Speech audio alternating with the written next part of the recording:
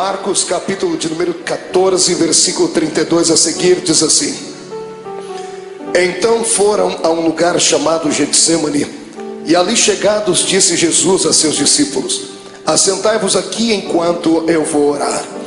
E levando consigo a Pedro, Tiago e João, começou a sentir-se tomado de pavor e de angústia.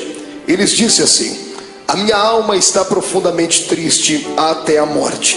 Ficai aqui e vigiai. E adiantando-se um pouco, prostrou-se em terra e orava para que, se possível fosse, aquela hora lhe fosse poupada. E dizia assim: Abba, Pai, tudo te é possível. Passa de mim este cálice, contudo não seja o que eu quero, e sim o que tu queres. Voltando, achou-os dormindo e disse a Pedro: Simão, tu dormes? Não pudestes vigiar nenhuma hora? Vigiai e orai, para que não entreis em tentação. O espírito na verdade está pronto, mas a carne é fraca. E retirando-se de novo, orou repetindo as mesmas palavras.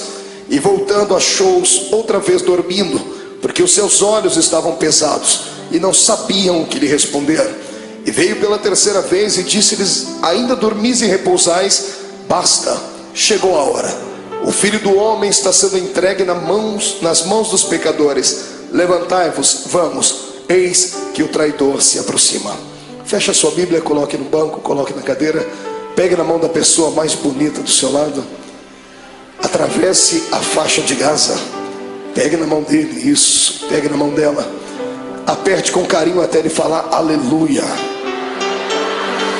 Pentecostal que não faz barulho está com defeito de fabricação, não é? Vamos orar. Senhor Jesus, eu te exalto, eu te glorifico. Te exalto porque o Senhor é rei. Te glorifico porque o Senhor me deu a honra de ministrar aos seus súditos nessa noite. Te exalto, ó Deus, porque eu sei em quem tenho crido. E te glorifico porque sei que o Senhor já está atento às nossas orações esta noite. Eu não tenho sombra de dúvidas do seu mover neste lugar hoje. E eu quero agora lhe fazer dois pedidos que costumeiramente faço. O primeiro é que ao redor da Assembleia de Deus do Bom Retiro, num raio de 5 quilômetros quadrados, onde houver um demônio alojado agora, eu quero dar a esses demônios 5 segundos para desaparecerem daqui. Porque se não sumirem, serão queimados pelo poder da glória do Senhor que vai ser manifesta neste ambiente. O segundo pedido a Deus é um pedido de atrevimento espiritual. Se ainda tem o crédito no céu contigo como pregoeiro da sua palavra, abre a porta do seu palácio sobre nós agora e manda do céu para a terra uma comitiva angelical. Eu quero pelo menos 8 serafins aqui nesta igreja. A palavra serafim significa aquele que arde em fogo. Portanto, Senhor, eu quero 8 anjos de fogo aqui neste templo agora. Quero 2 aqui nesta tribuna, uma à minha esquerda, outra à minha direita. Quero 2 na entrada deste santuário e 4 seres esparramando brasas de fogo na nave da igreja. E onde houver um crente batizado com o Espírito Santo, renova ele, meu Senhor.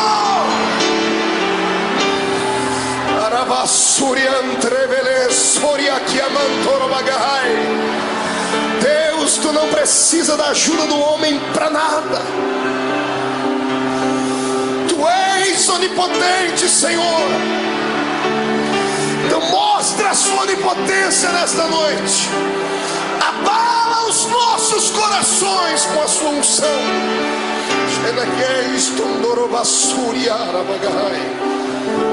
Muito obrigado, Jesus. Fica conosco aqui.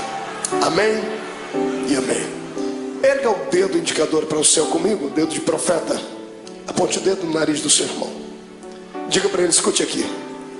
Se você não trouxe lenço, prepare a manga da camisa, a ponta da gravata, do vestido, o que for, porque hoje você vai se derreter na presença de Deus aqui. Quem crê nisso, dê um grito de glória a Deus. Aplausos a Jesus. E tome o seu assento, glorificando ao nome dele.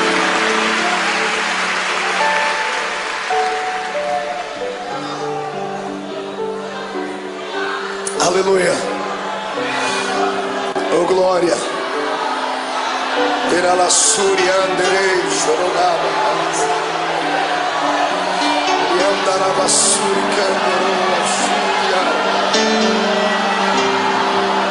Glorifico, Jesus.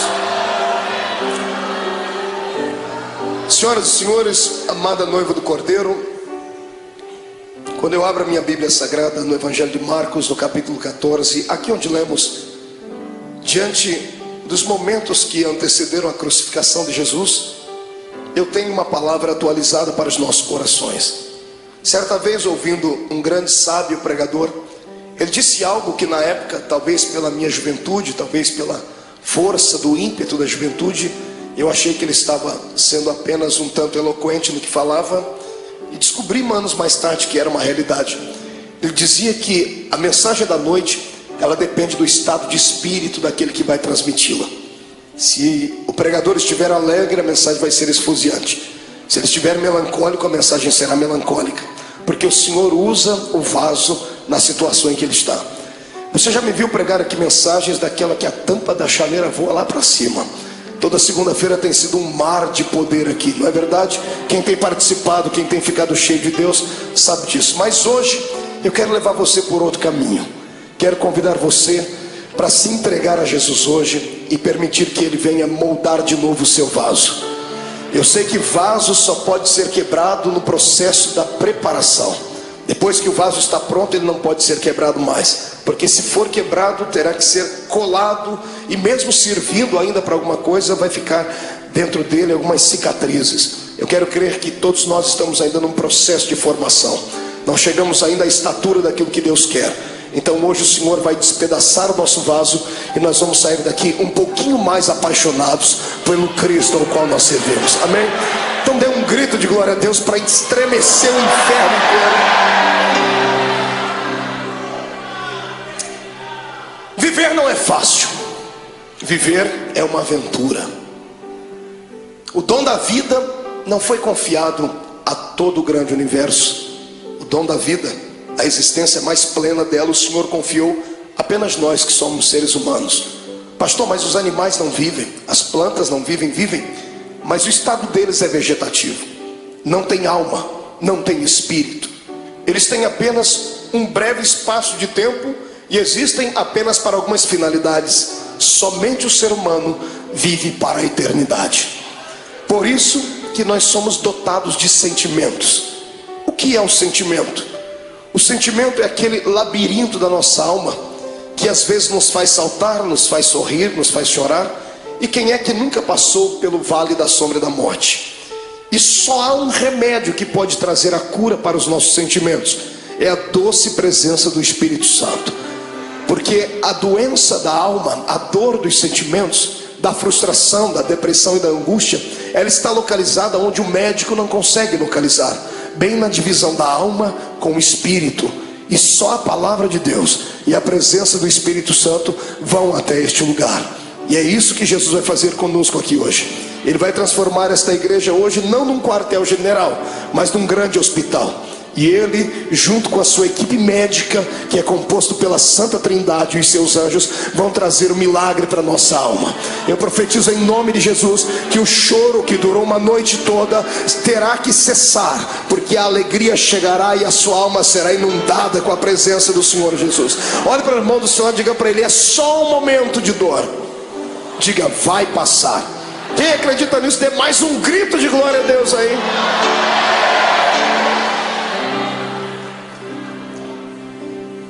Quando eu olho para Jesus e fico às vezes tentando usar o meu raciocínio humano, por que é que ele veio? Alguns pensam que ele veio à terra apenas para implantar mais uma religião. Não era isso. O mundo já tinha muitas religiões. Já haviam religiões perfeitas aos olhos do homem. Já haviam religiões cheias de legalismo. Já haviam religiões amparadas por um sistema filosófico de poetas, como eram os epicureus. Amados, já havia muitas e muitas igrejas na época. Então a pergunta continua: por que é que Jesus veio à terra? Ele não veio à terra simplesmente por vir, como cantava Raul Seixas em uma música onde ele apontava o dedo para o nosso Salvador e chamava Jesus de ridículo, dizendo que ele não era besta para dar uma de herói. Jesus não foi apenas um herói, não foi apenas um mártir. Ele não saiu do céu apenas para fabular e confabular uma história. Jesus deixou as regiões celestiais motivado por um sentimento nobre e perfeito. Ele foi motivado pelo amor. Ninguém entende mais de amor do que Deus. Por isso a Bíblia diz que o amor de Deus foi pleno, porque Ele amou o mundo de tal maneira que deu o seu Filho unigênito, para que todo aquele que nele crê não pereça, mas tenha a vida eterna. Tentando indagar a Deus, fiz isso algumas vezes, perguntando então por que é que Jesus veio à terra, porque o Senhor não poderia usar outras pessoas para que isso acontecesse. O Senhor me disse: você não leu a Bíblia direito, porque desde o Gênesis eu tenho levantado homens para serem exemplos, mas todos eles têm fracassado. Os homens tentaram, sacerdotes tentaram, reis tentaram, profetas tentaram, mas não conseguiram vocacionar o coração do homem para servir a Deus. Era necessário um sacrifício de um animal anualmente, para que o perdão do pecado viesse sobre os seres humanos e eles não fossem condenados e não descessem à morte e estivessem aprisionados por Satanás. Desde o Gênesis até o começo do Novo Testamento, nós temos uma série de dimensões históricas onde Deus tentou confabular com o homem a sua história, ensinar a eles um pouquinho da sua graça, e os homens não pareciam entender. Foi então que Deus teve uma atitude divina. Só alguém que é divino faria isso. A minha Bíblia diz na boca de Paulo que ele, mesmo sendo Deus, não teve por usurpação ser igual a Deus. Antes aniquilou a sua forma divina e desceu na terra e se fez carne. Aqui começa o mistério da minha vida e da sua.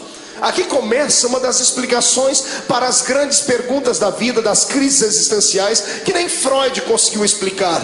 Por que é que estamos aqui? Todos nós fazemos parte de um plano majestoso e maior, de um plano que não nasceu na mente de homens, nasceu na mente do Todo-Poderoso Deus. No meio do caminho houve percalços, houve bloqueios, e Deus então, para reconstruir a sua história, o seu plano original, Ele teve que sair do céu e vir ser um entre nós. A minha maior alegria como homem nesta terra, como pregador do Evangelho, não é ter viajado por mais de 40 países do mundo.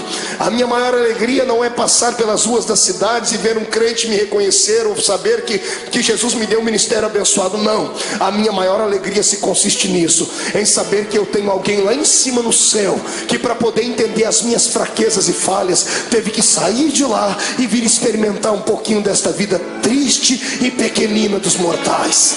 Amados, para que eu e você não fôssemos destruídos, destituídos, amassados e jogados dentro de um buraco, Jesus teve que sair lá de cima para tentar compreender a nossa falibilidade. Eu falo isso com propriedade, porque o Deus que está acima no céu nunca pecou, nunca sentiu dor, nunca foi desprezado a ponto de sentir náuseas e vontade de morrer enquanto estava lá em cima no céu. Eu penso que o próprio Deus falava com o Filho e com o Espírito Santo lá em cima, dizendo: por que será que esta raça humana não conseguem ser aquilo que eu quero que eles sejam? Se você pegar o Velho Testamento e ver o pensamento de Deus, se você torcer as páginas do Velho Testamento, vão sangrar, porque o Senhor havia ditado a sua lei. O homem que não pudesse caminhar junto com ele era logo destituído. O homem que não pudesse ser santo era logo morto. Veja o Deus do Velho Testamento trabalhando, abrindo a terra, engolindo homens. Por que é que Deus trazia morte e o terror sobre o seu povo? Pensava ele que aqueles que permanecessem vivos, olhando aqueles que foram punidos, se converteriam, seriam mais santos, seriam mais produtivos. E Deus via que, pelo contrário, aquilo parece que trazia, ao invés de temor, trazia ira no coração dos seres humanos. E alguns, por pura rebeldia, tratavam logo de desmerecer a Deus e de serem inimigos dele. O Deus do Velho Testamento tentou, ele fez de tudo que estava na sua mão para fazer, e até o ponto dele chegar no céu, sentado no trono, e dar um grito sobre aquilo que Isaías escreveu no seu livro, gritando bem alto: e agora? A quem eu enviarei? E agora quem há de ir por nós? Porque na terra não tinha ninguém justo o suficiente. Os homens não aceitaram o Deus Jeová, aquele que quando vinha em cima de uma nuvem, fazia tremer os montes, fazia os seus relâmpagos engrandecer o coração dos dos homens, e os homens não aceitaram. Então o Senhor está no céu, tentando encontrar uma nova maneira de atuar. E a maneira foi aquela mais talvez não pensada, mas que chegou a chocar o próprio Deus. O seu filho, sentado à sua direita, se levanta e diz: Pai, está chegando a hora então de nós tomarmos uma atitude divina. Está na hora de fazermos algo transcendental. Está na hora de eu deixar o meu trono e virar homem de carne e ser um como eles são, para eu poder entender o que eles passam, para eu poder saber o que é que leva esses seres humanos a chorar, a sentir dores. Por que é que eles têm tanta facilidade em se curvar diante dos problemas? Por que é que eles ficam deprimidos? E é isso que Jesus faz. A transferência do céu para a terra não foi apenas um ato da legalidade divina, foi um ato imortal de Deus. Deus se fez carne para vir aqui entender a minha vida e a sua vida. O que eu acho mais lindo é que Ele entendeu. Ele passou pelos mesmos vales que nós passamos, Ele passou pelas mesmas sombras que nós passamos, e o mais importante, Ele venceu. Ele deu para nós o exemplo dizendo: é possível passar pelo vale e se levantar lá na frente. É possível andar de cabeça baixa, mas daqui a pouco erguer a sua cabeça, porque o ser humano é imagem e semelhança de Deus. Eu não prego nessa noite para um público comum de derrotados. Eu prego para homens e mulheres de carne e osso, mas que tem uma essência divina dentro deles. Eu olho para fora e vejo a embalagem, mas o conteúdo desses que me ouvem é um conteúdo transcendental. O Deus eterno que criou o universo pela força do seu poder e pelo poder da sua palavra o sustenta, habita dentro desse homem e desta mulher que está aí do seu lado. Quem acredita nisso, erga a mão para cima e glorifique a Deus.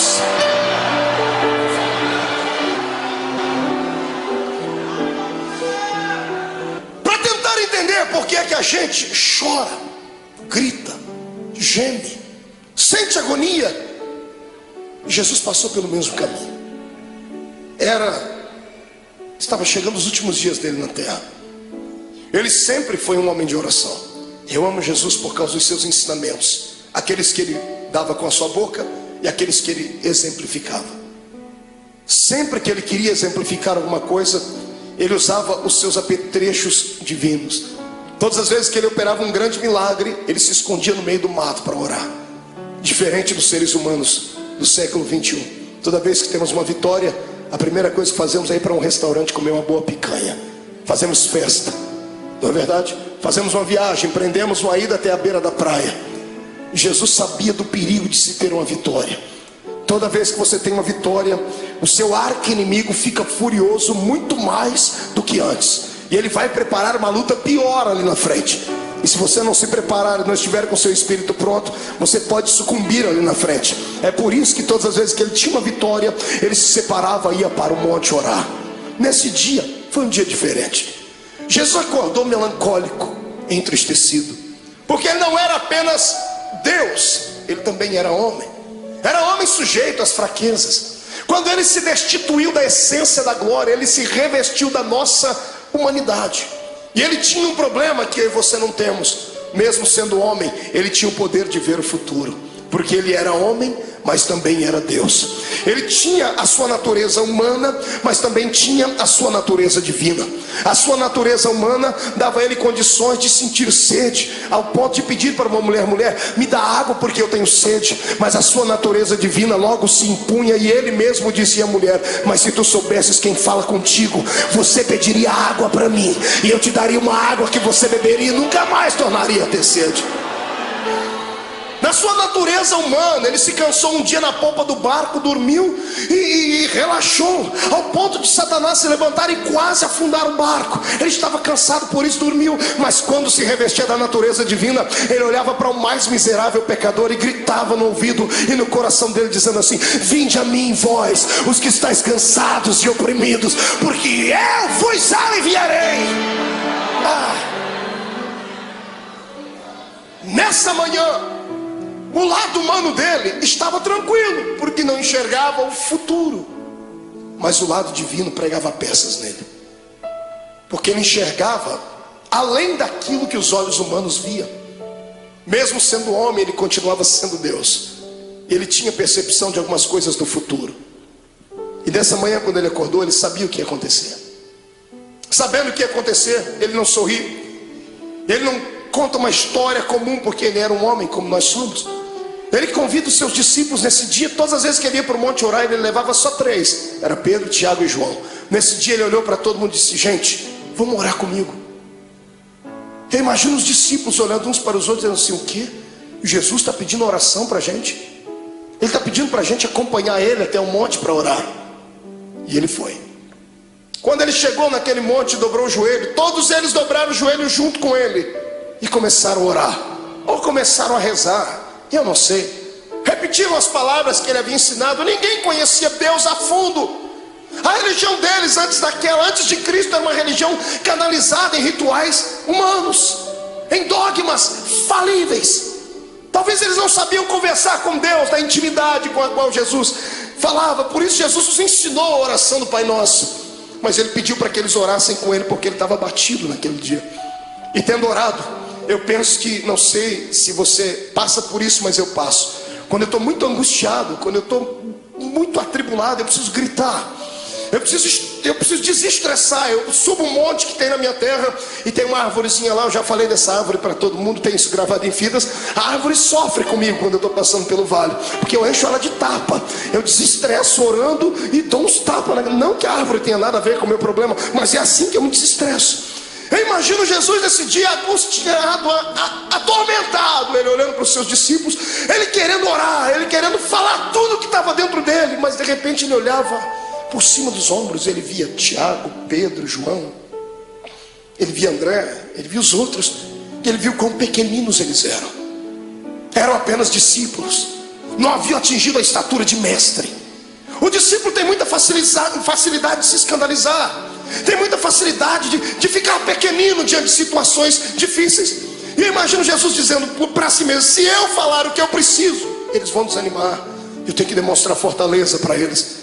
E Jesus não aguentando mais, ele precisava orar.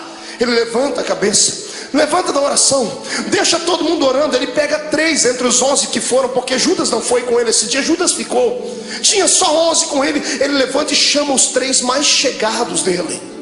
Ele bate o nome de Pedro, Tiago e João, disse: meninos, vamos orar comigo. E para eles ele conta o que está acontecendo. A minha alma está angustiada. Você consegue ouvir isso da boca do seu Deus? Ou você acha que isso é um privilégio só seu?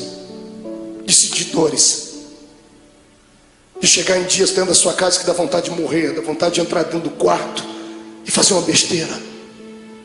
Ou você acha que porque você é crente, você está bem guardado e você tem anticorpos espirituais suficientes para te proteger de toda a avalanche do mundo? Não, você é um ser humano. A diferença entre o ímpio e o justo não é vista somente nessa terra, será vista na outra. Mas a minha Bíblia diz que da mesma sorte que sofre o ímpio, sofre o justo. A diferença não é em sofrer, a diferença é em como sofrer. O ímpio sofre desesperado, dá um tiro na sua orelha, fuma droga, injeta, bebe muito, até cair no chão, porque assim ele alivia a sua dor. Nós que somos crentes não fazemos isso. Mas quando temos os nossos problemas, nós entramos dentro do quarto e tomamos um chazinho da raiz de Jessé, e o Espírito Santo vem acalentar. É só assim que a gente passa pelo vale. Eu estou te mostrando o seu Deus em agonia. É bonito falar do Jesus andando em cima das águas, é lindo falar sobre ele multiplicando os pães, é poderoso falar sobre ele se transcendendo no Monte Tabor diante dos seus discípulos e falando com Moisés e Elias. É lindo ver o nosso Senhor abrir os olhos dos cegos e dizer ao morto de 4 dias: sai para fora. Mas eu quero ver se há beleza em ver o seu Deus dizendo assim: eu estou sentindo pavor, eu estou angustiado, eu preciso de amigos íntimos. Jesus está aqui dando um exemplo para nós. Quando passarmos pelo vale, precisamos ter alguém do nosso lado, precisamos de amigos. O que vale na nossa fé cristã é isso, que nós temos pessoas que nunca vimos antes, mas depois de 5 minutos de conversar já chamamos ela de irmão. Eu sei que tem muitos aqui que são colegas, mas existem alguns amigos, poucos, mas são. Quando você passar pelo vale da sua alma, não passe sozinho, não faça besteira. Peça para Jesus preparar alguém para que você possa desabafar, contar os seus problemas. Peça para Ele colocar uma pessoa certa, não um traíra, não uma pessoa que vai abusar depois do seu problema e lhe chantagear. Peça para Ele preparar alguém que tenha o mesmo espírito que você tenha e que te ame não pelo que você é, não pelo que você tem, mas por aquilo que Deus te fez.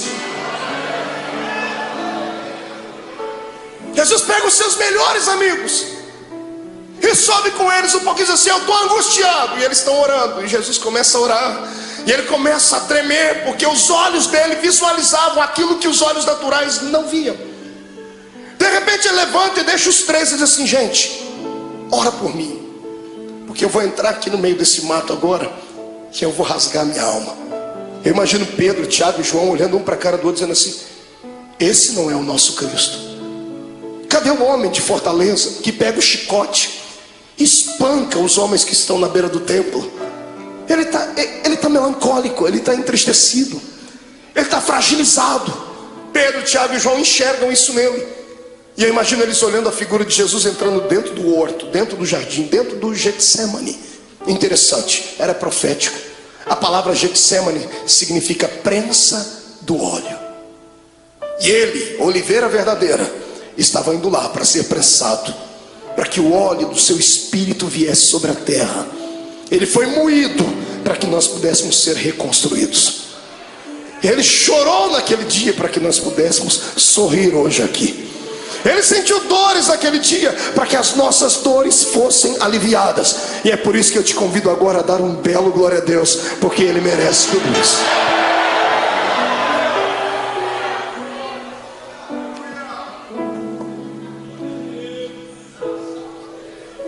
Ele começa a orar. Agora que não tem mais ninguém perto dele, ele rasga a alma e diz assim: Pai, eu sei que a hora é chegada, mas o meu lado humano não está aguentando. Então eu vou fazer um pedido ao Senhor: se der, Pai, passa de mim esse cálice. Se der, risque esse momento. Se der, me priva de sentir aquilo que eu já estou vendo que vou ter que sentir. Quando Jesus ora desse jeito, é posto uma vírgula na sua oração. Se levantam dois reinos do lado dele nesse momento: o reino de Deus e o reino de Satanás. Os anjos se calam no céu, o próprio Deus está em silêncio no céu olhando. Os demônios estão fazendo figa, estão torcendo, dizendo assim: se ele não for até o fim, não tem salvação. Se ele não for até o fim, o plano está mais uma vez destruído. E Satanás está lá orando para si mesmo, pedindo para que todos os poderes das trevas viessem trazer uma nuvem negra sobre Jesus naquele dia. E quando Jesus diz: Pai, se for possível, passa de mim esse momento, esse era o lado humano. O lado divino dele sobrepõe. E ele abre os olhos. E se como homem ele enxergava apenas o jardim naquela noite, se como homem ele enxergava apenas as árvores, o céu que devia estar escuro e o vento soprando, se como homem ele enxergava apenas pedras e relva, como Deus ele enxergou além de tudo aquilo. Ele enxergou além das pedras, além da relva. Ele enxergou além do tempo. Ele enxergou além dos séculos. Ele enxergou além do espaço. E sabe o que ele viu? Você.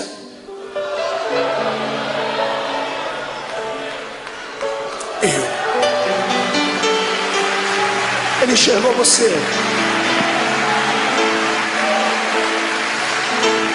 Sabe como ele te enxergou? Não como um super-homem ou uma mulher maravilha, bem trajado dentro da religião, cheio de poderes, de status, não. Ele enxergou você sofrendo no seu quarto. Ele enxergou você chorando pelas ruas de São Paulo, desempregado. Ele enxergou você no momento em que as pessoas mais te atormentaram, que os seus inimigos lhe perseguiram.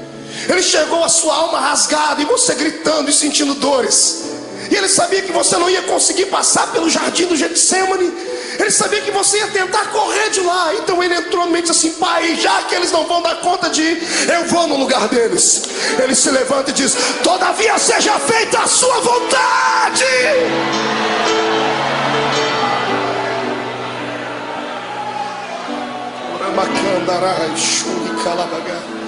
Feche seus olhos por um momento. Eu sinto que a noite deste dia vai ser diferente. Não sou só eu que estou passando pelo vale, estou sentindo dores. O Senhor está me dizendo que tem pessoas que entraram aqui gemendo hoje. Tem pessoas que essa segunda-feira perdeu o sentido para ela. O feriado não teve alegria nenhuma. Tem gente aqui dentro que sequer conseguiu dar um glória a Deus. E não é porque não queria, é porque a sua alma está mais atormentada do que tudo. Veio buscar aqui hoje, nessa noite, um escape. Tentou enxergar aqui uma luzinha no fundo do túnel. Em nome de Jesus, como profeta do Deus vivo, eu profetizo que o tempo de cantar chegou. Os espíritos de tormento, os espíritos de acusação, os espíritos que provocam o seu espírito, te deixam abatido, chegaram até a porta do templo, mas tiveram que voltar.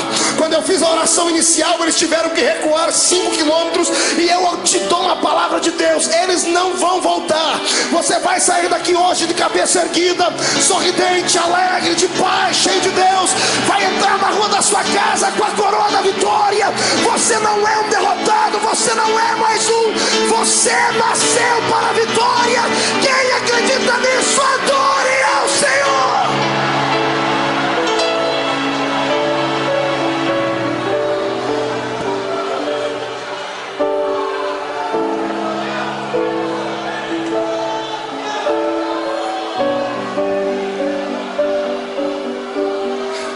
Então eu vou lhe convidar hoje aqui, irmão. Rasga a alma, filho.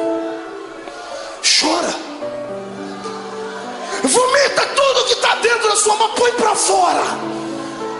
Porque você não é um super-homem. Não se autoflagele. Eu sei que você hoje orou como Paulo: Senhor, o que eu quero fazer sempre eu não faço, o que eu não quero eu estou sempre fazendo. Senhor, eu tenho um espinho na carne. É como se o mensageiro do diabo viesse, me esbofeteasse e me jogasse no chão.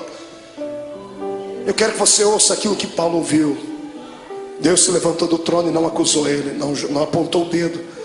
Deus olhou para Jesus do lado dele, viu a mão furada, viu o sofrimento do filho e disse assim: Paulo, fique tranquilo. Como, Senhor? Eu estou angustiado. A minha graça te basta. Senhor, não é o suficiente, então eu vou preencher agora. O meu poder se aperfeiçoa na sua fraqueza. A matemática de Deus é diferente. E eu profetizo que aqueles que entraram fracos aqui dentro hoje, Satanás não vai ter coragem de cruzar o seu caminho por pelo menos um mês. Eu profetizo em nome de Jesus que aqueles que entraram aqui entristecidos, chorosos, estão recebendo hoje o revestimento do Espírito. Vão sair daqui armados até os dentes. Eu digo aos demônios: caiam fora da vida dos servos de Deus, porque o poder do Senhor se manifesta. Mão direita para cima. Faça um carinho nas costas do seu irmão. Diga para ele: a angústia, o pavor, a angústia e a tristeza, a angústia e o abandono são o caminho mais fácil, mais rápido de tocar o coração de Deus.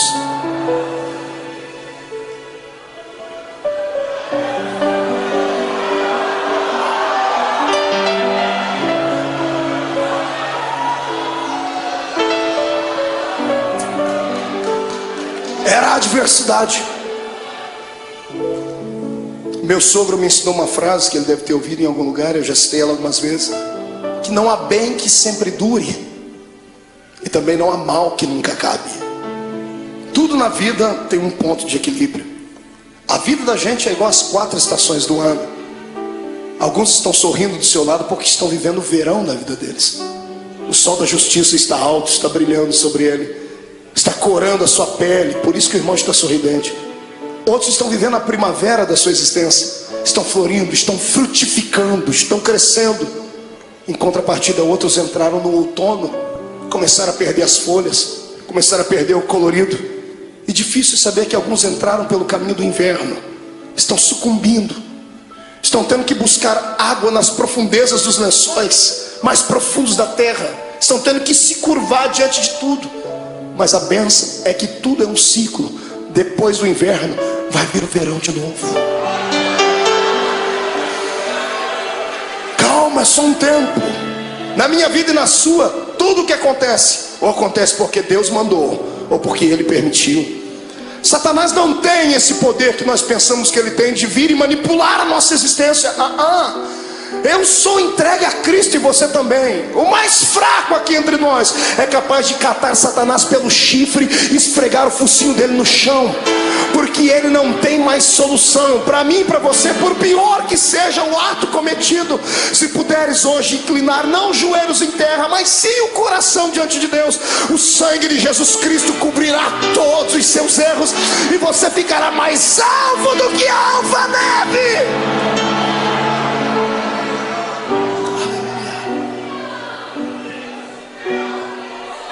Mas escute, o que é para você passar, ninguém vai passar no seu lugar. E tem épocas da vida que a gente tem que passar sozinhos. Tem vale que não tem amigo íntimo, ninguém. Tem coisas que somos só nós e Deus. E o pior é que nesse exato momento parece que Deus nos esquece. Eu não sei o que é pior: a correção de Deus ou o silêncio dele. O silêncio, quando você grita e lá do céu vem uma resposta assim: psss. Jesus estava sentindo assim aqui. A alma dele estava contrita. Ele chegou no ápice da vida de um ser humano. Ele levanta daquele horto tremendo, suando sangue. Eu fui estudar isso à luz da ciência. A ciência diz que é raro, mas é possível. Por que é que uma pessoa chega a transpirar sangue? A ciência diz que quando a pessoa está passando por uma agonia muito grande, o seu metabolismo fica todo alterado. 3 coisas podem acontecer. Primeiro, ela pode sofrer um infarto no miocárdio, porque a adrenalina correndo pelo seu corpo, o coração não dá conta de bombear tanto sangue e pode explodir. Segundo, quando a etapa do coração é vencida, as veias do cérebro não suportam, a pessoa pode sofrer um derrame. Terceiro, quando é vencida a etapa do coração e da mente, aí os poros se dilatam e o sangue que está sob pressão dentro do corpo, ele sai pela pele. Como Jesus não podia morrer de ataque cardíaco, nem podia morrer de derrame cerebral, porque a cruz estava preparada, o sangue dele saiu pela testa, pelos poros. Eu queria que você imaginasse a afeição do seu Cristo quando ele passou a mão na testa e viu o sangue. O lado humano dele deve ter se contorcido, mas era preciso passar por aquele vale, era preciso ir até o fim. Ele levanta dali como um vitorioso. O reino das trevas está abalado porque acharam que ele ia parar naquele momento. Ele levanta e pega os discípulos dormindo. Que decepção. Mas ele sabia que eles eram fracos. Ele olhou para os discípulos, acordou e disse assim: nem uma hora pudestes velar comigo? E os discípulos já correm e dobram o joelho. Jesus diz: não, agora é tarde. Eis que o Filho do Homem será entregue na mão dos pecadores. Quando ele acaba de fazer isso, eles ouvem passos de uma multidão de homens que vem vindo. Tochas acesas vêm iluminando o caminho deles, liderado por alguns homens da religião judaica. E no meio da multidão Jesus viu um rosto conhecido, o rosto de um dos seus discípulos. Esse discípulo vai dar um beijo em Jesus. E aqui eu começo a aprender com Jesus coisas lindas, coisas que nós não aprendemos com o ser humano. Quando Judas dá um beijo nele, Jesus era tão amável, ele acreditava tanto no poder que ele tinha de envolver as pessoas, ele tinha tanta pena da alma do ser humano, que quando Judas lhe beijou, ele já sabia o motivo. Ele poderia ter expulsado Judas. Imagine você sabendo que uma pessoa que com um beijo ela vai lhe levar à morte. O que você faria? Esmurraria ela? Arrancaria a cabeça dela? O que é que você faria? Pois Jesus olhou para ele depois do beijo e disse assim: amigo. Jesus não era hipócrita, nem falso. Mesmo Judas traindo ele, ele disse: você ainda é meu amigo. Essa palavra vem de encontro àqueles que durante essa semana traíram Deus. Traíram Deus com seus atos, traíram Deus com as suas palavras, negaram Jesus com seus feitos.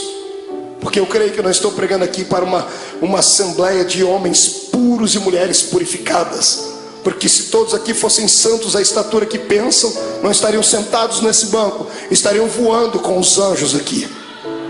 Eu sei que estou pregando aqui para gente que passou pelo vale, porque o meu Deus não fala com quem está ausente, Ele fala com quem está presente. Mas Jesus manda dizer que Ele está apaixonado pela sua fé, está apaixonado pela sua coragem. Você caiu, veio aqui se arrastando com a boca no pó, mas crendo no que está escrito, que o justo pode cair até 7 vezes, mas o Deus que ele serve, de todas elas o colocará de pé.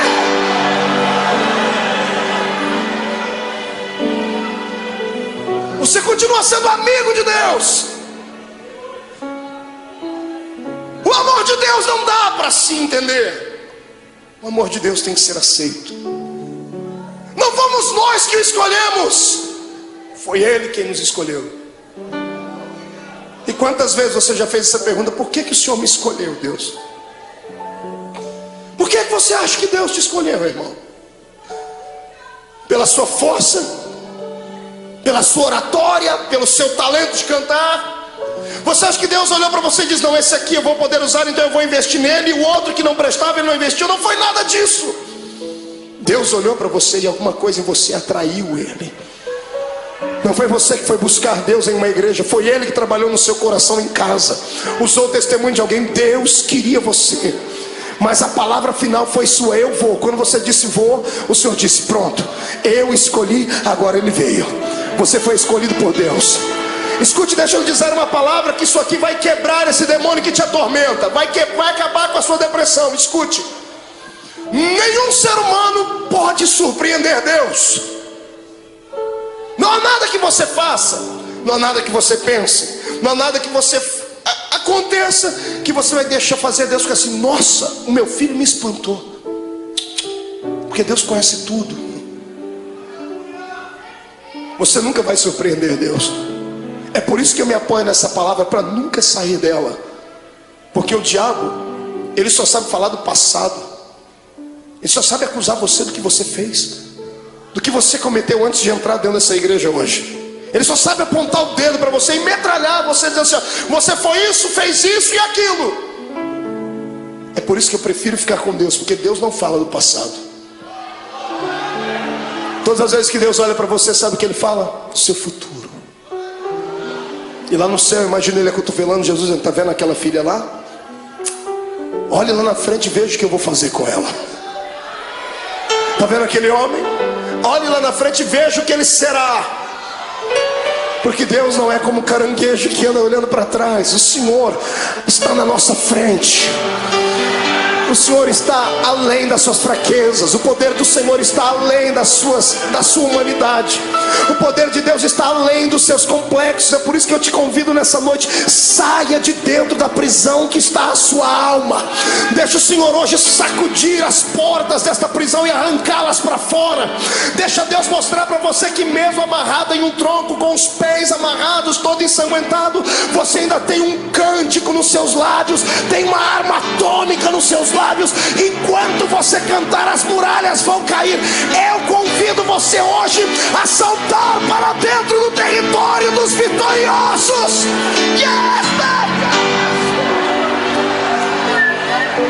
Adore o seu Deus.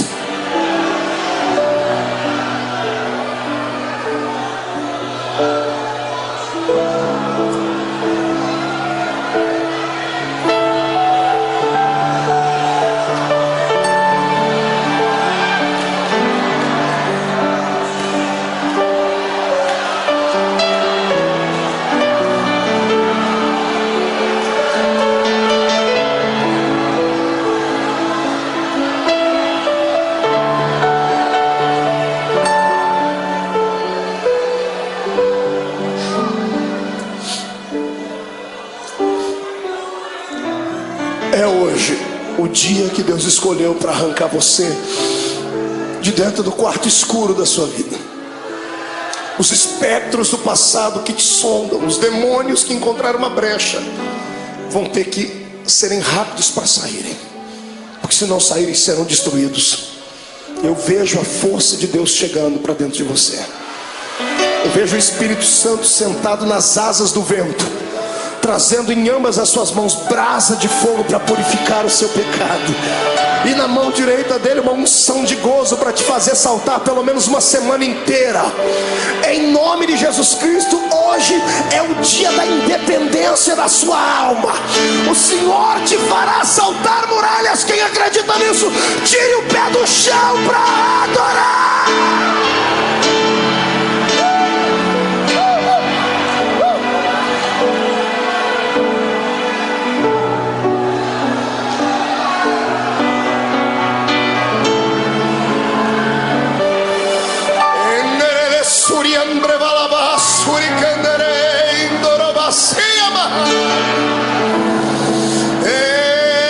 Adore a Deus, cante um hino de vitória e vem agora para perto do altar. Curve o seu coração, porque Deus de pé está. A Assembleia de Deus do Bom Retiro nessa noite será impactada aqui, porque é um Deus lá em cima que olhou para mim e olhou para ti. Venha do céu agora a sua unção e encha os meus irmãos. Receba em nome de Jesus Cristo agora.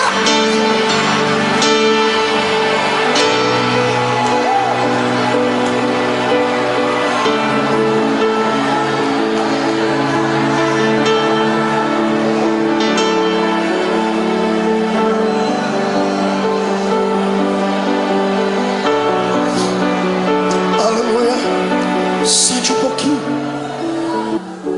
Olhe para cá.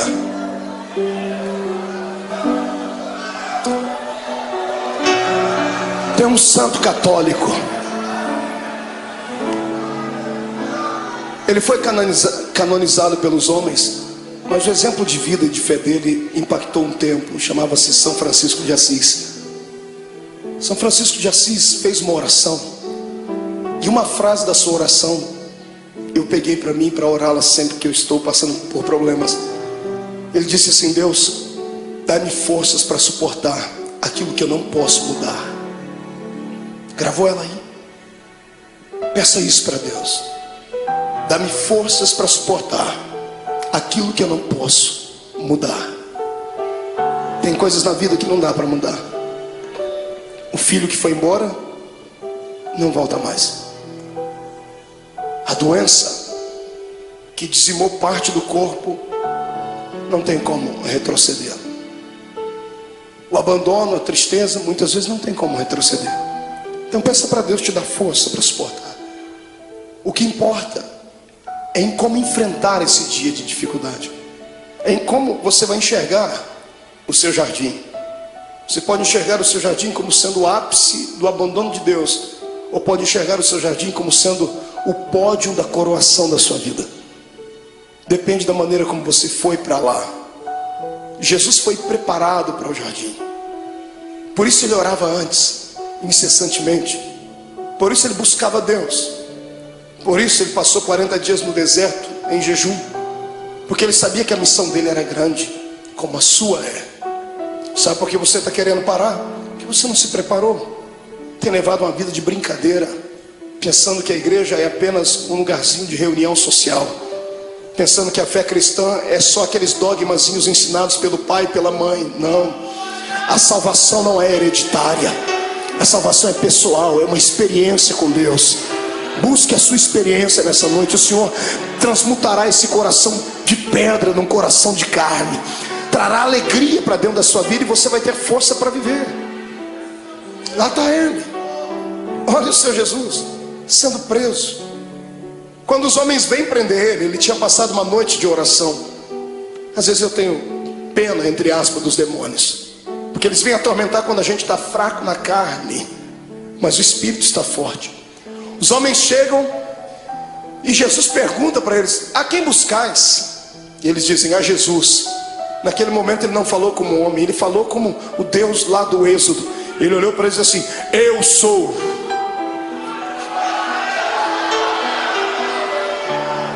Por um pouco aqueles homens não morreram fulminados, Porque quando ele liberou a sua palavra, rema, eu sou, eles caíram no chão.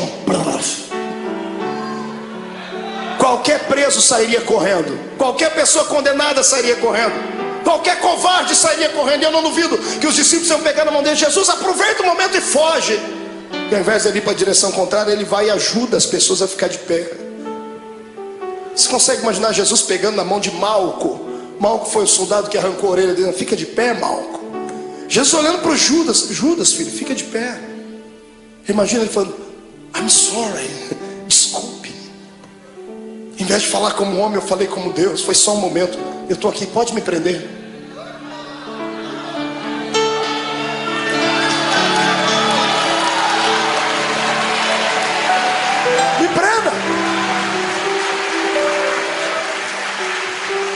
Imagine que os próprios soldados que foram prender Jesus se assustaram. O quê? Me prenda, eu estou preparado. O que eu estou fazendo agora vai trazer uma mudança no planeta Terra. O momento de sofrimento agora trará algo na eternidade jamais visto, nunca visto. Se o grão de trigo não morrer, ele vai viver para sempre na solidão. Mas quando ele morre, ele gera outros. Precisam de um cordeiro? Eis-me aqui, vamos lá. Eles podem não amar-me suficiente, podem não ter orado comigo à noite, podem ter me negado, podem ter me vendido, mas eu os amo. Aleluia. O amor de Deus é o amor ágape. Você já conhece isso, é cartilha dos crentes. Amor eros, amor filos e o amor ágape. Amor eros é de homem para uma mulher, o amor filos é de mãe para filho, filho para pai. O amor ágape é o amor de Deus, é o amor puro, é o amor que se ama sem esperar nada em troca. É o amor que Paulo falou lá na sua epístola aos Coríntios 13, é o amor que tudo suporta. É por isso que Jesus está te segurando. Aleluia. Eu dizia a um amigo hoje que eu descobri depois de muito tempo por que é que o ser humano não deve pecar. O ser humano não deve pecar simplesmente porque existem leis na Bíblia dizendo que ele não deve pecar. Deus não odeia você porque você peca. Deus não quer te destruir quando você erra, não é isso. É que Deus é Pai. E Deus sabe que todas as vezes que você peca e erra, você se arrebenta. Todas as vezes que você faz alguma coisa errada, é você quem se machuca. E qual pai quer ver o filho machucado? Qual pai quer ver o filho ferido? Está entendendo? É por isso que o Senhor não quer que você erre, você burle a lei. Porque tudo que Ele estabeleceu são princípios, e tudo que foge dos princípios te machuca. Olha para você agora sofrendo por causa desse adultério. Olha você sofrendo aí dentro, as mágoas, tristes, desejando uma pessoa que não é sua e não pode ficar com ela, não tem jeito. Olha vocês sofrendo porque pegou aquilo que não era seu. Olha aí você sofrendo porque passou por cima de tudo aquilo que Deus tinha para você. Olha você angustiado. É isso que te tira da igreja. Não é a perseguição do pastor, não é a palavra pesada do outro, não é. São aquilo que nós infringimos na lei de Deus. E Jesus me disse ao meu ouvido enquanto eu estava de joelho ali: tem muita gente que quer se afastar da igreja, filho. E fala para eles que não importa o que eles fez, importa o que eu fiz por eles. Sai da frente, Satanás, eu estou com raiva de você. Eu tenho certeza que nesta noite os planos de Satanás mais uma vez caíram por terra, porque o Senhor te ama e ponto final. Quem é amado por Deus, adore a Ele.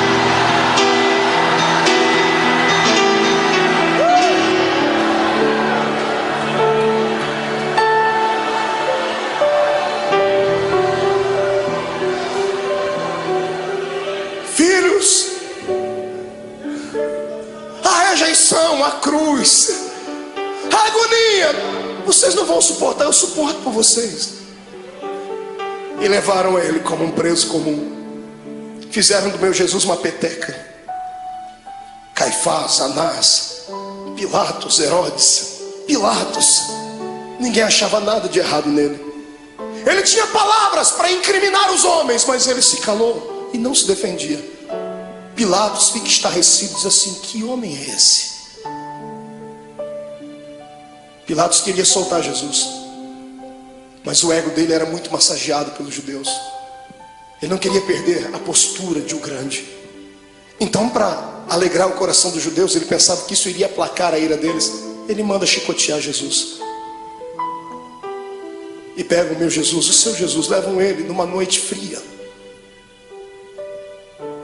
para um lugar, numa praça, amarram as mãos dele em uma estaca, deixam ele seminu. Aquilo era já motivo para matá-lo, porque todo judeu tinha vergonha de mostrar o seu corpo. Estava sendo humilhado, até que ele começou a ser flagelado. Azorrague era o nome da arma com a qual bateram em Jesus. 12 tiras de couro, na ponta de cada tira um osso de carneiro quebrado ou limalha de ferro. Cada vez que o carrasco batia nas costas do meu Jesus, 12 buracos ficavam nas costas dele. Paulo disse: assim como meu mestre, eu tomei uma quarentena de açoites menos uma. Foram 39 chicotadas daquela, mais de 460 cortes nas costas. O corpo não aguenta. Depois da 10ª chicotada, ele já estava pendurado. Ele poderia ter gritado, ele poderia ter aliviado um pouquinho da dor, porque quando gritamos, por um momento, há um bloqueio no cérebro e a dor passa instantaneamente, por momentos, mas passa. Se ele gritasse, ele teria sentido menos dor, mas ele não gritou. Ele aguentou calado, porque sabia que você não ia aguentar. Sabia que eu não ia aguentar. Eu também, irmão, eu também. Eu também.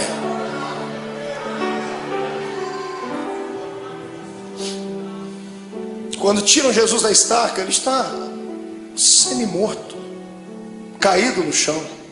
Alguém embrulha o corpo dele num pano, pensando fazer o bem, estavam fazendo o mal. Jogam ele dentro de uma cova, dentro de uma cela fria, úmida, fétida.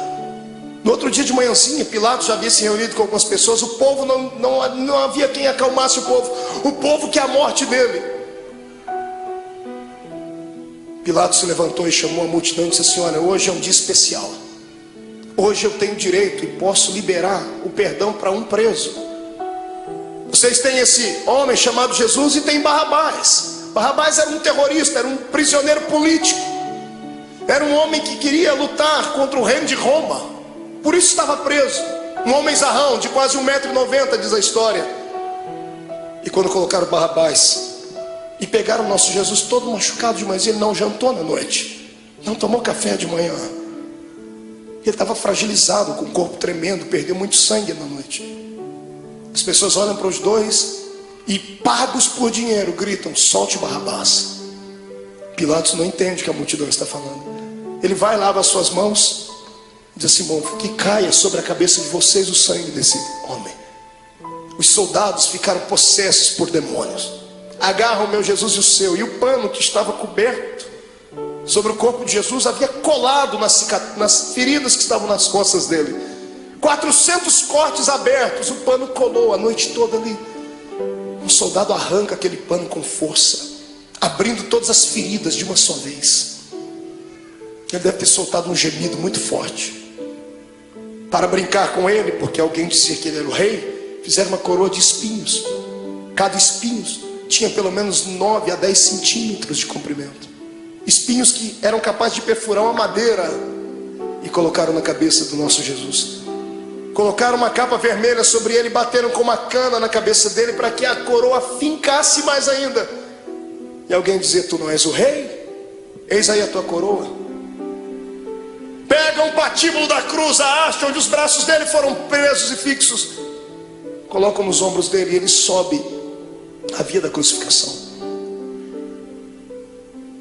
A cruz não podia ser posta inteira nos ombros de um preso, porque ela pesava quase 140, 150 quilos. Ninguém daria conta de levar. Era só a parte principal. Jesus está subindo aquela travessia. Aquilo era um show, era um espetáculo que todos aguardavam. Todo mundo estava esperando ver ali um preso político, um preso famoso. E quando muitas pessoas começam a ver Jesus passando ali, a agonia tomou conta do povo. Eu fico imaginando as pessoas que estavam lá naquele dia. Imagino Lázaro, o amigo de Jesus, do lado de Marta e Maria, as irmãs segurando ele. Eu vou lá, eu vou soltar ele, eu vou fazer alguma coisa. Mas não vá, Lázaro, se for vai morrer também. Ele vai passando o olhar, ele vê todos aqueles para quem ele multiplicou o pão e deu na mão deles. Os amigos que ele tinha desferiram contra ele a traição. Pedro está andando do lado, triste porque já tinha negado Jesus. A mãe de Jesus vai ao longe, olhando o filho querido. No meio do caminho ele não aguenta. A Bíblia não diz, mas é possível que Jesus tenha tombado com o peso daquele lugar, daquela cruz, da haste daquela cruz, porque ele estava muito cansado, estava com fome, estava machucado. E o soldado romano, enfurecido, endemoniado, olha no meio da multidão, e para humilhar mais Jesus, escolhe um homem diferente no meio da multidão. Ele pega o Cirineu, Simão o Cirineu. Cirineu não era sobrenome. Cirineu falava do lugar onde ele havia nascido, Cirene. Cirene ficava na Etiópia. Era o único negro que tinha ali naquele dia. Pegaram um negro para colocar ali, para ajudar Jesus a carregar a cruz, dizendo: nenhum dos seus irmãos te ama. Colocaram um estrangeiro para ajudar Jesus a carregar a cruz.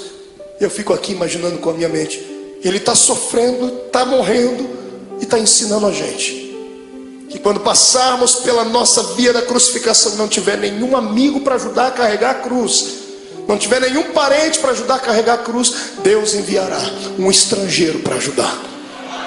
Aleluia. E o mais lindo é que o estrangeiro já está do seu lado, o Espírito Santo. É Ele quem te ajuda a carregar a cruz. Está sentindo Ele aí, irmão? É por isso que está ficando mais leve a cruz. Eu não oro para que Jesus tire essa cruz dos seus ombros, mas eu peço para que Ele te dê força para carregar ela até o fim, porque vamos trocar as cruzes que nós temos por coroas do céu. Aleluia. Passe pelo vale dando glórias ao seu Deus.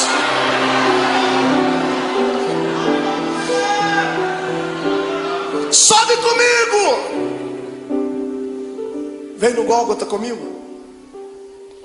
Ele está subindo, a multidão está indo atrás, os soldados estão gritando. Quando chegam lá em cima no Gólgota, tiram a haste que estava sobre os ombros de Jesus e pegam a haste maior e pregam lá. Então sim, uma cruz. Pegam Jesus e vão crucificá-lo. A história diz que a cruz era feita 5 dias antes da crucificação. Era feita sob medida. Por quê? Por causa do tamanho e o peso do preso. Era feita sob medida porque antes de pregarem o preso já havia um lugar próprio para cravar o prego.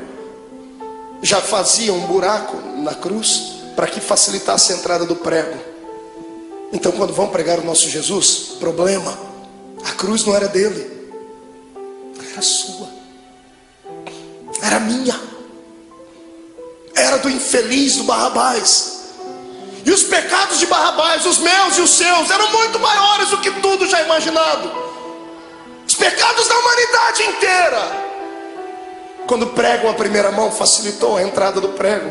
Quando vão pregar a segunda, não dá, porque o braço dele era menor. Então eles esticam Jesus. O salmista disse que esticaram o nosso mestre ao ponto de quase desconjuntar os ossos. Os ossos não podiam ser quebrados, mas desconjuntados. Quando esticam Jesus, ele sente dores inimagináveis. Pregam a mão dele, o suplício maior vem na sequência, porque a mão ainda tem muita carne. Como é que se prega o pé? Não pregaram 2 pés de uma vez porque não tinha prego que suportasse. Pregaram primeiro o primeiro pé. Pregos de 17 centímetros, golpe desferido em cima do osso ou entre as juntas dos pés. Quando o primeiro prego entra e crava o pé do meu Jesus naquela cruz, ele deve ter se contorcido, um desejo de gritar, mas era tudo que Satanás queria ouvir, fraqueza. E ele engolia seco, porque por dentro ele dizia para si mesmo: já vai acabar, Não vai demorar muito. Eles não vão suportar isso, então eu suporto por eles. Pega um segundo pé e outro prego. Prega um segundo pé em cima do primeiro. Então temos 2 pregos segurando os pés dele na cruz. Quando os soldados levantam a cruz, o buraco no Gólgota está feito. Levantam a cruz e era um preso. Você já viu algum policial tratar bem um preso? Abrir a porta do camburão e dizer assim: entra por favor, querido. Ninguém disse: olha, vamos colocar a cruz com cuidado.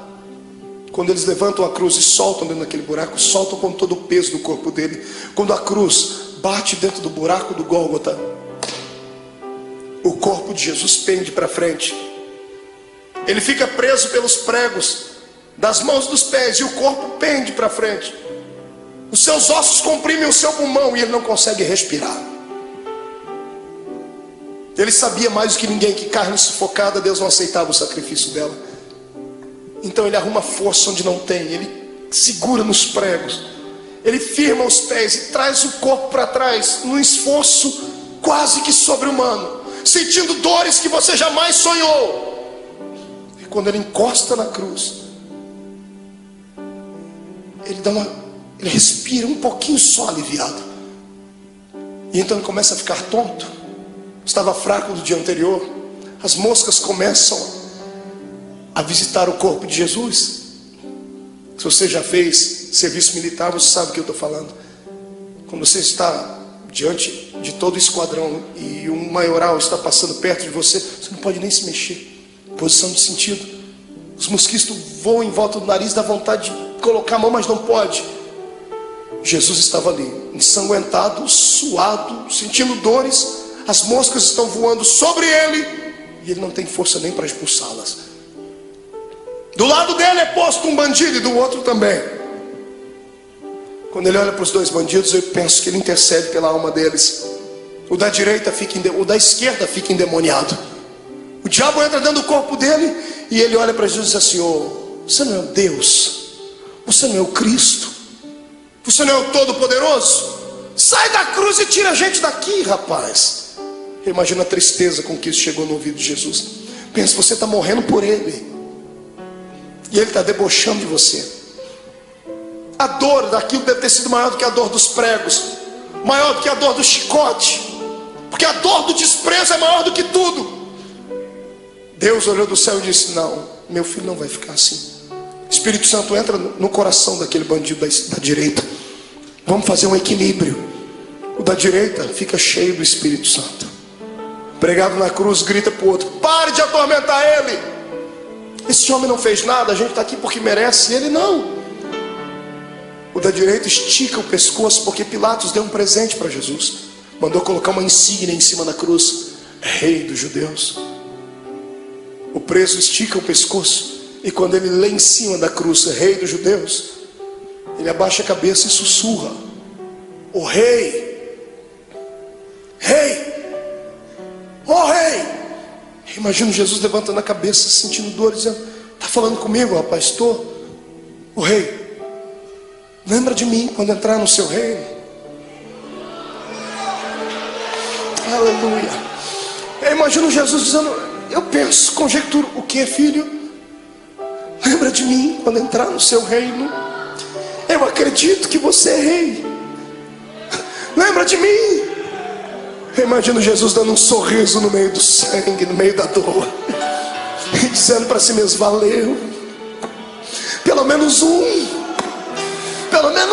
acreditou. Jesus olha para ele, antes dele desfalecer, e diz: moço, ainda hoje você vai cortar as faixas, vamos inaugurar o paraíso juntos. Eu e você, ainda hoje estarás comigo no paraíso.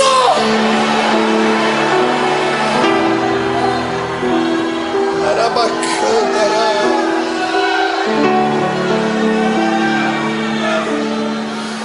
Incline a sua cabeça. Derramado em meu coração, não sei como agradecer-te o que tu tens feito a mim. Eu só posso dar-te agora a minha canção. Quem pode cantar comigo?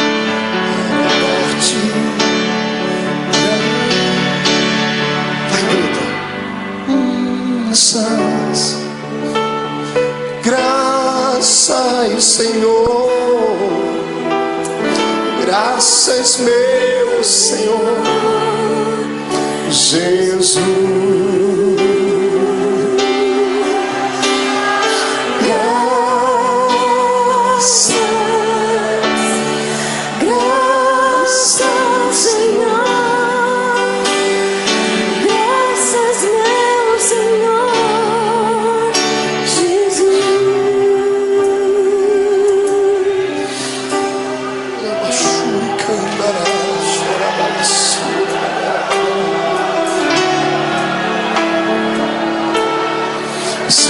Diante do seu Deus, crente. Até você que não gosta de dar glória a Deus não pode ficar em silêncio agora. Até você que não gosta de dar barulhos tem que gritar agora.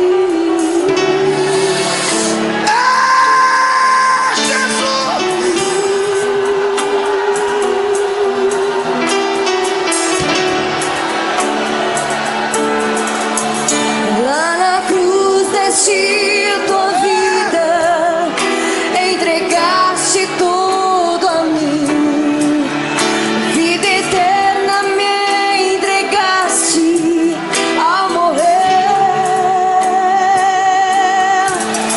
Por teu sangue tenho entrada junto ao trono celestial. Posso entrar confiantemente ante a ti. Lá na cruz deste tua vida, entregaste tudo a mim, vida eterna me entregaste ao morrer. Por teu sangue tenho entrada junto ao trono celestial. Posso entrar confiantemente ante a ti.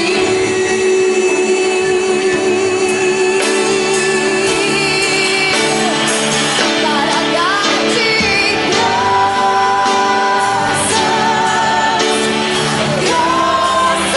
Senhor.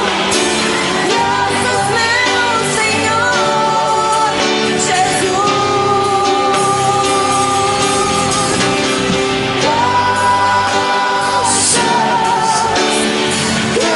Graças, Senhor. Graças, meu Senhor Jesus. Calamanto, balabassura, irei xuriandarabagai. Todo crente batizado com o Espírito Santo seja renovado. Todo crente que está envolvido pelo poder do sangue de Jesus Cristo seja renovado. Quem nunca orou em línguas, que seja batizado agora. Que este lugar comece a flamejar.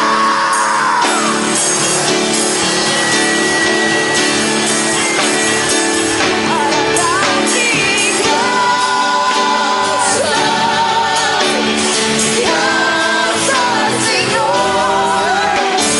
Graças, meu Senhor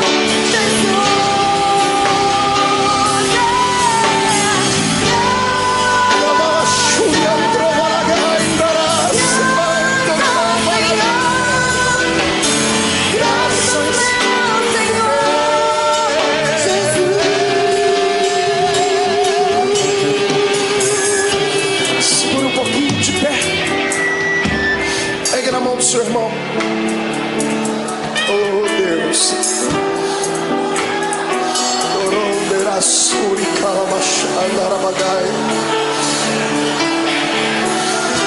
Eu sinto o poder do sangue de Jesus aqui.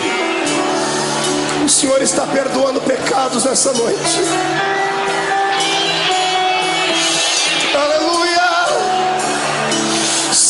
frente, Satanás! Estamos em guerra!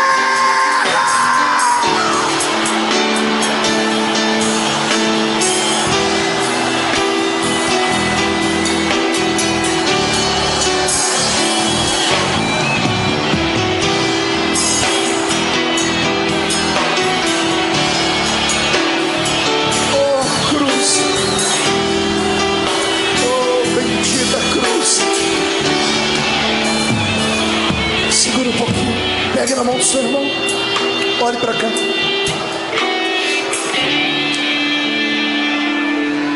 A agonia dele continuava. Chegou uma hora que ele olhou para o céu. Como homem, ele enxergava só as nuvens, o sol. Mas de repente, como Deus, ele olha para o céu e ele não vê nuvens. Ele olha para o céu e não vê pássaros. Ele vê o trono, Rubens. Quando ele vê o trono, ele vê o pai dele. Só que o pai dele está de costa. O pai virou as costas para ele. E no momento de dor, de muita agonia, ele disse: "Ô pai, por que tu me abandonou?" Quantas vezes você já falou isso, crente? Deus entende quando você diz isso, porque Jesus passou por isso. Não é que Deus estivesse feliz com o sofrimento do filho. Se Deus continuasse olhando, ele ia arrancar Jesus daquela cruz, Joel. E se ele arrancasse Jesus da cruz antes dele morrer, Deus ficaria derrotado. Deus poderia ter destruído a terra, mas ele preferiu virar as costas para não ver. E o lado humano de Jesus sentindo dores, mas o lado divino dentro dele dizendo assim: já está acabando, aguenta mais um pouquinho, segura. A morte está lá com as garras da mente de Jesus, tentando arrancar o espírito dele, e ela não consegue, porque ele não tinha pecado. A morte estava inofensiva. Ela era acostumada a carregar para dentro do inferno pecadores. Mas como arrancar da terra um homem que nunca pecou?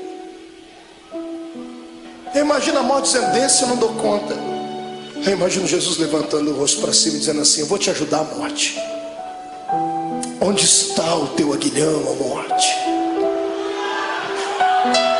Onde está o teu poder que não consegue levar um homem fragilizado uma noite inteira? Eu te ajudo. Quem diz que a morte matou Jesus não sabe da verdade. A morte não matou Jesus, foi Jesus que se entregou para ela. Você é muito fraca, morte, então eu vou te ajudar. Eu me rendo, eu entrego meu espírito, consumado está.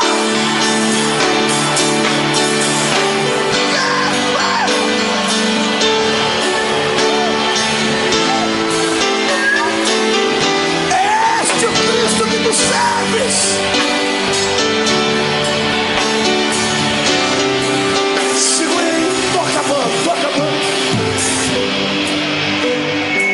Escute.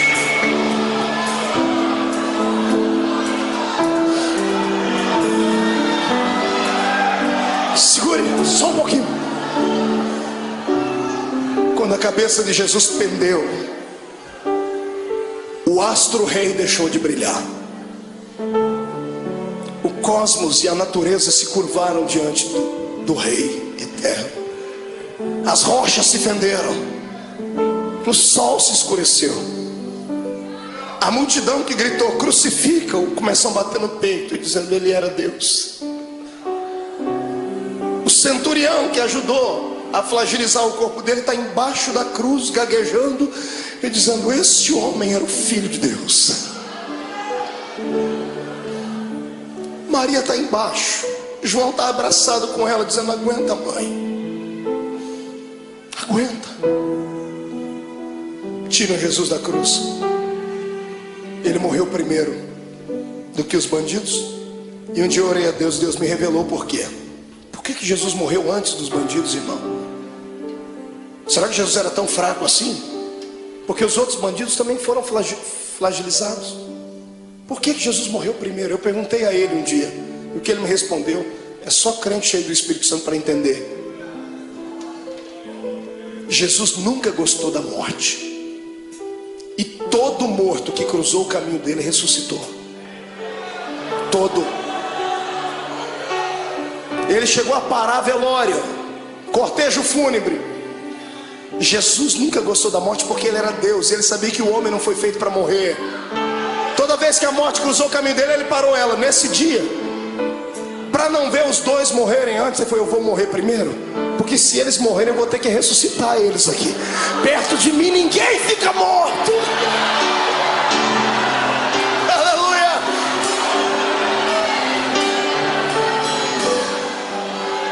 Ele morreu. Morreu a carcaça. Quem morreu foi Jesus, o homem. Mas o Cristo que estava dentro dele não podia morrer, porque Deus é eterno. O Espírito do Cristo que estava dentro dele saiu pela boca. Quando o homem expira, seu espírito sai. Interessante é que ao invés de Jesus sair dali e ir até o céu, a Bíblia diz que ele foi às regiões mais baixas. Ele foi num lugar muito interessante que poucos crentes conhecem, pouca gente prega. A Bíblia diz que ele foi buscar um cativeiro. Já leu sobre isso na Bíblia? Quando Jesus morreu, ele passou 3 dias morto ali, o corpo, porque o espírito dele foi fazer uma pregação interessante. Ele foi a um lugar onde estavam todos os santos que haviam morrido antes dele, porque ninguém ia para o paraíso, iam todo mundo para o seio de Abraão. E Jesus foi lá e se revelou: eu sou. Eu imagino ele, que já estava com a chave da morte e do inferno na mão, indo lá, abrindo as portas das cadeias. Abrindo a porta, lá dentro tem alguém sentado assim: sai para fora, Daniel. Mas Senhor, quem és tu? Eu sou aquele que fecha a boca do leão.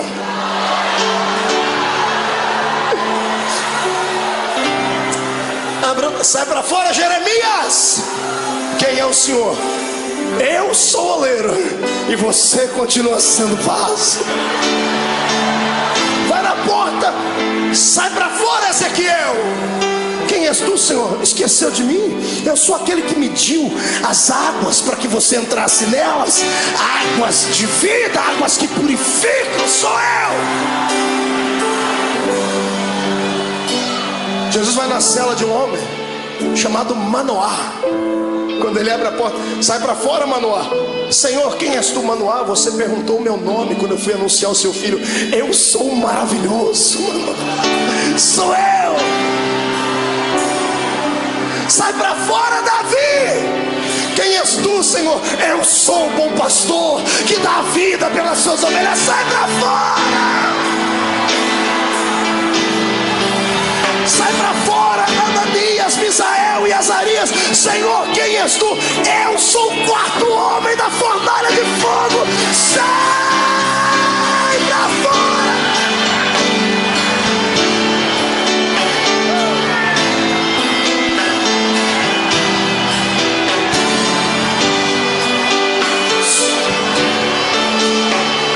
Segura. Jesus chega numa porta. Era um dos últimos a ter entrado lá antes dele. Ele abre a porta, está lá um sujeito de barba. Ele diz: João, sai para fora, João. Mas Senhor, quem és tu? João não me conhece? Imagina João olhando e dizendo: oh Senhor, desculpa. É que a última vez que eu lhe vi, o Senhor era um cordeiro, e agora eu vejo que tu és o leão. O leão da tribo de Judá.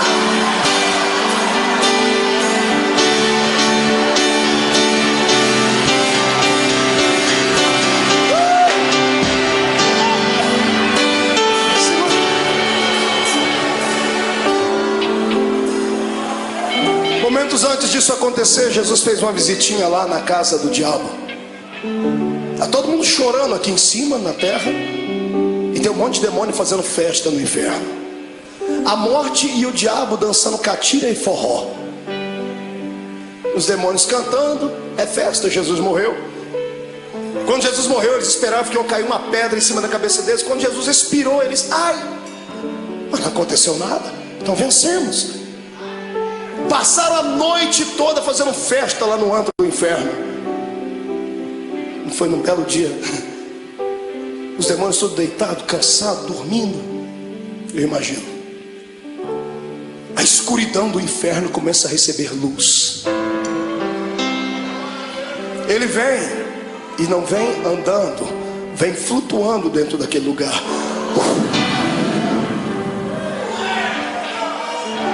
Quando a presença, a luz e o calor dele vai passando, demônios começam a gritar.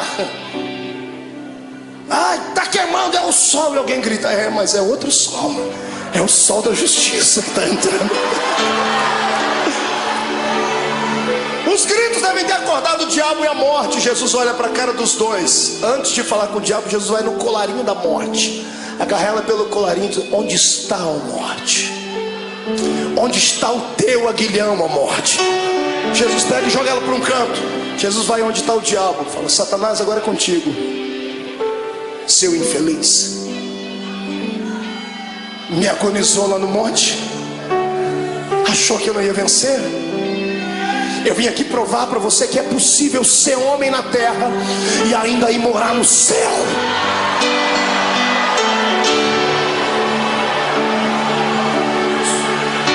Eu imagino o diabo com as duas mãos aqui, ó. Imagina Jesus, o que você está fazendo, ô cão? Não, é que aquela historinha lá de Gênesis 3:15, né? A semente da mulher vai esmagar a minha cabeça.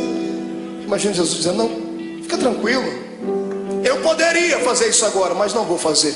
Não, o senhor é bonzinho, obrigado. Sou bonzinho? Me dê a chave da morte do inferno aqui. E Jesus vai saindo, eu imagino. E o diabo, mas e a cabeça e o pé, como é que fica? Calma, eu vou dar uma trégua por alguns momentos, porque mesmo eu podendo esmagar a sua cabeça, eu não vou fazer isso agora, porque eu seria egoísta. Eu vou repartir isso com muita gente ainda. Eu imagino Jesus apontando o dedo dele, fica assim por enquanto, mas em breve, o Deus de paz esmagará Satanás embaixo dos nossos pés.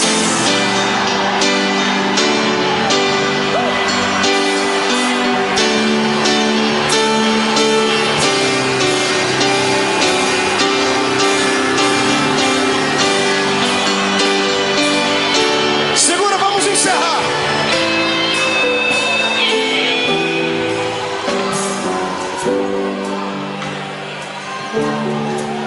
Três dias depois,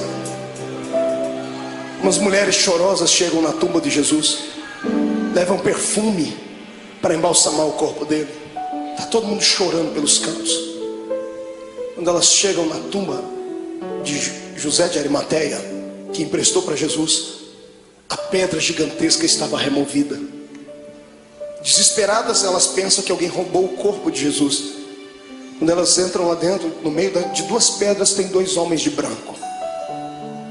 Os homens estão sorrindo, um sorriso angelical. Um dia nós vamos vê-los. E as mulheres perguntam, onde puseram o nosso mestre? E os homens dão um grito para elas, mulheres, por que procurais entre os mortos aquele que vive? Ele não está mais aqui, ele já ressuscitou.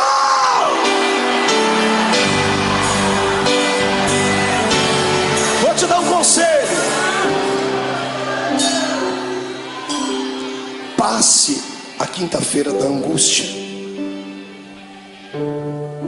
Chegue na sexta-feira da crucificação e não se entrega.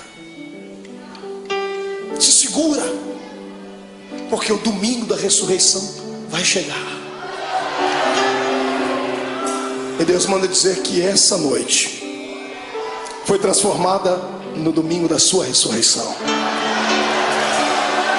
Eu quero saber onde estão aqueles que estão passando por uma sexta-feira de dor, estão passando pelo vale, estão sofrendo, sentindo angústias, estão com vontade de deixar tudo, não aguentam mais as perseguições, não aguentam mais passar pelo vale da sombra e da morte, e querem que o domingo da ressurreição chegue logo. Vem, irmão, vem aqui à frente, vem correndo que eu vou orar por você. Vem, você não está sozinho. Eu estou passando por esse vale também. Eu estou passando por esse vale. Vem, se chora mesmo, derrama as últimas lágrimas. Viver é assim. Hoje a gente perde, mas amanhã a gente ganha. Hoje a gente está embaixo, mas amanhã vamos estar por cima. Hoje foi despedido, mas o Senhor vai abrir uma porta de emprego amanhã. O coração está apertado porque está sozinha, está sozinho, foi traído, foi abandonado. Calma, o Senhor tem bênção para lhe dar. Ele já preparou, mas ou Ele vai trazer de volta o que foi. E se aquele não prestar mais, Ele vai preparar outro. Ninguém perde com Deus. Ele só pede para você ter paciência. Segura um pouquinho, grite, mas não murmure. Se jogue no chão, mas não perca a fé, porque em nome de Jesus Cristo,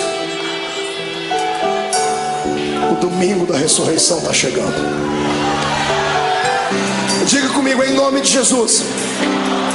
Toda angústia, toda dor, todo sofrimento, tudo aquilo que me atrapalha de servir a Deus, toda frustração, todo sentimento de abandono, eu ordeno, venha para a palma da minha mão. Agora, fecha a sua mão. Diga comigo, a minha sexta-feira da crucificação já foi. Hoje é o domingo da minha ressurreição. Levante a mão para cima, eu vou contar até 3. Você vai jogar no chão e vai pisar em cima. 1.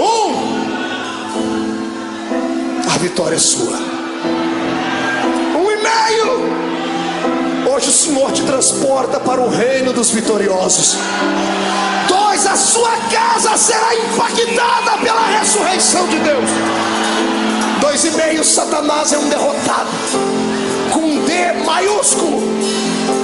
2,75. É o dia da sua liberdade. 3. Jogue no chão, piso em cima.